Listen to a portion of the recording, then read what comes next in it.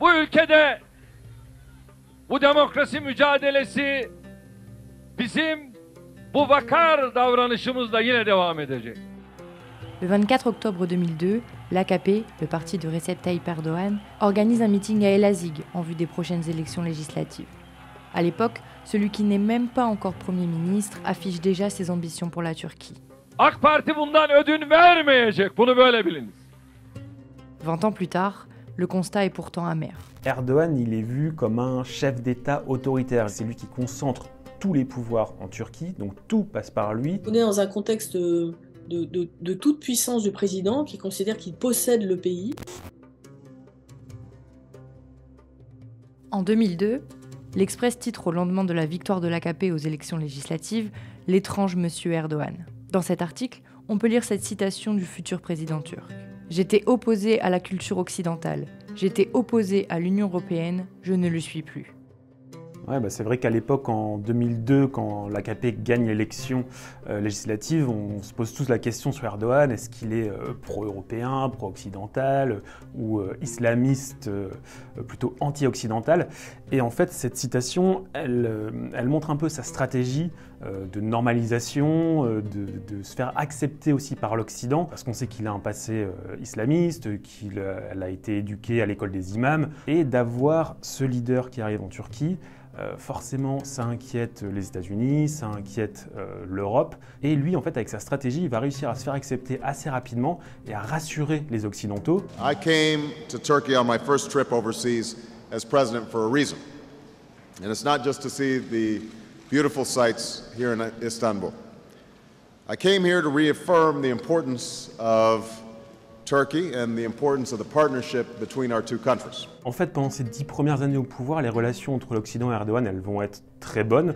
D'ailleurs, c'est lui qui va déclencher le processus formel d'adhésion à l'Union européenne en 2005. Donc il y a des vraies discussions, mais ça va se gâter à la fin des années 2000, donc vers 2008, 2009, 2010, avec les relations qui vont se tendre avec les États-Unis au moment des printemps arabes, notamment parce que la Turquie est vraiment derrière les frères musulmans, derrière ces révolutions dans les pays arabes. Et Erdogan va commencer à avoir un discours beaucoup plus radical, beaucoup plus islamiste, beaucoup plus religieux aussi. Şayet Avrupa ülkeleri siyasi ve ekonomik olarak yeniden yapılanan küresel sistemdeki konumlarını muhafaza etmek istiyorlarsa bir an önce bünyelerindeki bu İslam düşmanlığı hastalığından kurtulmalıdır. Étant donné les relations entre l'Occident et la Turquie, Erdogan, il est vu comme un chef d'État autoritaire, je dirais. On n'est pas dans une dictature à proprement parler, parce qu'il y a des élections qui vont se dérouler malgré tout, parce qu'il peut perdre le pouvoir, mais clairement, on sait que c'est lui qui concentre tous les pouvoirs en Turquie, donc tout passe par lui, et Erdogan, par sa personnalité, par son volontarisme aussi de peser à l'international, fait qu'on ne peut pas se passer de discussions avec la Turquie, donc c'est un partenaire, malgré tout, pour l'Europe et les États-Unis, mais c'est un partenaire très difficile à gérer. Dès 2002, l'Express souligne un paradoxe chez Erdogan. C'est l'histoire d'un islamiste dont la femme porte le voile et dont les canettes de bière sont planquées dans le frigidaire. Pour moi, cette citation est assez représentative du turc moyen, et de leur rapport à la religion. C'est-à-dire qu'il y a un rapport que je dirais très pragmatique, dans le sens où ils sont capables d'aller à la prière du vendredi, et puis le soir ou le lendemain, aller faire la fête, et en buvant beaucoup de raki, qui est la boisson nationale turque. Je pense que si on examine le rapport de Erdogan à la religion, ce qu'on appelle sa politique d'islamisation ou pas, là aussi je pense qu'il y a plusieurs faces. En tout cas, c'est les premières années de sa politique, de sa gestion du fait religieux en Turquie. Les premières années sont tout à fait libérales, séculières, il est respectueux de la laïcité. Et la réforme qu'il a introduite pour réformer la laïcité, je dirais que quelque part, ce sont des réformes qui vont démocratiser le sécularisme turc, parce qu'auparavant, c'était une espèce de laïcisme très militant, très rigide, qui excluait les femmes de certaines fonctions publiques, dans le sens où il arrive à donner aux femmes voilées de travailler à l'armée, à la police, dans la fonction publique, tout en étant voilées, ce qui était auparavant impossible. Ensuite, une fois qu'il arrive à consolider son pouvoir, on a le sentiment qu'il essaye d'introduire une dose d'islamisation, d'islamisme, pour marquer la société, pour la rendre beaucoup plus pieuse, beaucoup plus pratiquante. D'ailleurs, c'était un de ses objectifs, c'était de former une génération de gens pieux.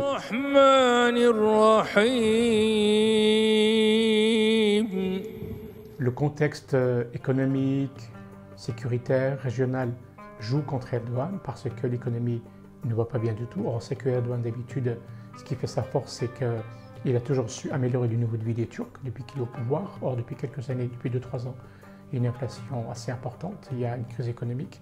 Donc ça le dessert. Cette volonté de islamiser la société, elle a été rejetée par la société elle-même et on constate le développement d'une forme de déisme, d'athéisme et d'agnosticisme en Turquie, ce qui est assez curieux de la part d'un pouvoir en principe religieux qui est au pouvoir depuis une vingtaine d'années. On le sent bas parce qu'on regarde le pays à travers le régime.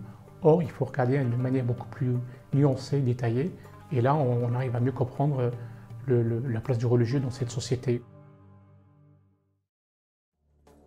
Alors, les opposants les plus féroces à l'AKP vous diront que Erdogan, depuis le début, n'est pas un démocrate et qu'en réalité, il a un pouvoir personnel, autoritaire, comme objectif ultime vraiment de sa pratique. Maintenant, dans les faits, si on réfléchit à la façon dont l'AKP a géré le pouvoir depuis 20 ans, on a vraiment plusieurs moments, mais on peut dire qu'on a un moment libéral de l'AKP et un tournant autoritaire. À partir de 2013, les gens qui ont voté pour Tayyip Erdogan, qui commencent à exprimer un désamour de Tayyip Erdogan, parce qu'on a un début d'usure de pouvoir, on a 10 ans d'AKP, et on a une petite période de transition, donc entre 2013 et 2016, où Erdogan remet de l'ordre dans la rue en commençant à déployer les forces de sécurité contre les citoyens, et en commençant à labelliser terroristes ses opposants. Teröristin hepsi kötüdür. Ve bunu anlamak mümkün değil. Mesela şu söyleniyor. O zaman yanlış yere işi götürürsünüz. Ensuite, on a 2016. 2016, une tentative de coup d'État militaire. Et là, effectivement, c'est vraiment le basculement vers une forme d'obscurantisme autoritaire. Parce que Erdogan a réussi à résister à ce coup d'État militaire qui a quand même fait quelques centaines de morts. Et il connaît le passé de la Turquie où des périodes de désordre social, politique se terminent systématiquement par des coups d'État militaires, réussis jusqu'à présent. Il y a quelques coups d'État militaires qui ont échoué dans l'histoire de la Turquie, mais là, le président a quand même appelé ses partisans, ses soutiens, à descendre dans la rue pour affronter les militaires dans la rue. Donc là, on a vraiment un tournant qui est à la fois un tournant populiste, un tournant quasi milicien de l'AKP, et on a une chasse aux opposants absolument sans pitié qui commence, mais on n'a pas une répression extrêmement brutale au quotidien. On a un espace de liberté publique qui se restreint. Donc on est dans un contexte de toute puissance du président qui considère qu'il possède le pays. Et vraiment, 2016 est un moment où on va travailler à la transformation des institutions. Et on a, en 2018, un référendum qui ultra-présidentialise le régime, qui supprime la fonction de Premier ministre, et qui finalement achève de pyramidaliser complètement le système de pouvoir en Turquie. Önümüzdeki engeller nelerse bu engelleri kaldırmak bizim onurumuz olacaktır. Bunu böyle biliniz.